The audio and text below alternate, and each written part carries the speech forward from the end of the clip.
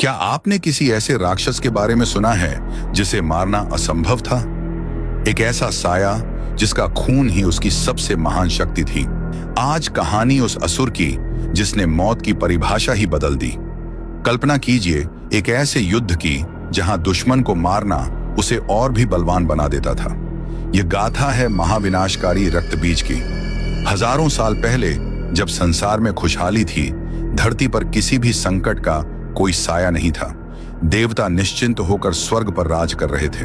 तब घने जंगलों के बीच रक्तबीज बिना अन्न और जल के ब्रह्मा जी की घोर तपस्या में लीन था। उसकी तपस्या इतनी कठिन थी कि धरती फटने लगी और अग्नि की लपटें आकाश को छूने लगीं। जब ब्रह्मा जी प्रकट हुए तो रक्तबीज ने उनसे एक ऐसा वरदान मांगा जिसने नियति को मूल से हिलाकर रख दिया। उसने कहा, हे प्रभु, मुझे ऐसा वरदान दें कि यदि युद्ध के मैदान में मेरे शरीर से रक्त की एक भी बूंद धरती पर गिरेगी तो उस हर एक बूंद से मेरे जैसा ही एक और शक्तिशाली और जीवित रक्तबीज पैदा हो जाएगा। ब्रह्मा जी ने थास्तु कह दिया। यह वरदान नहीं बल्कि पूरे ब्रह्मांड के लिए एक महाविनाश का बीज था। वरदान मिलते ही रक्तबीज अहंकार में अंधा हो गया। उसने सबसे पहले स्वर्ग पर चढ़ाई की। देवराज इंद्र ने अपनी विशाल सेना के साथ उसे रोकने की कोशिश की।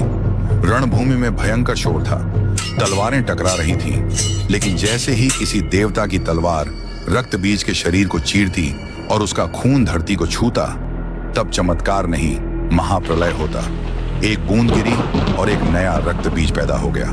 दूसरी बूंद गिरी और एक और। देखते ही देखते मैदान अब शवों से नहीं बल्कि जीवित राक्षसों की सेना से भर गया था।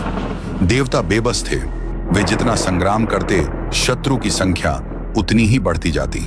अंत में देवताओं को रणभूमि त्याग कर भागना हुआ, क्योंकि वे एक ऐसे शत्रु से युद्ध कर रहे थे जिसकी हर बूंद एक नई मृत्यु थी। जब तीनों लोकों में हाहाकार मच गया, तब महादेव और श्री विष्णु के तेज से एक ऐसी महाशक्ति का उदय हुआ जिसकी एक गर्जना से दिशाएं गूंज उठी। एक ऐसी देवी जिसकी आंखों में प्रलय की ज्वाला थी और जो रक्त पीने के लिए व्याकुल थी। आखिर कौन थी वो भयानक शक्ति, और क्या वो इस कभी न खत्म होने वाले रक्तबीज का अंत कर पाई? इस विनाशकारी युद्ध का अंत देखने के लिए तैयार हो जाइए भाग 2 के लिए। अभी जुड़े हमारे साथ, क्योंकि अंत आपकी कल्पना से भी ज्यादा डरावना है।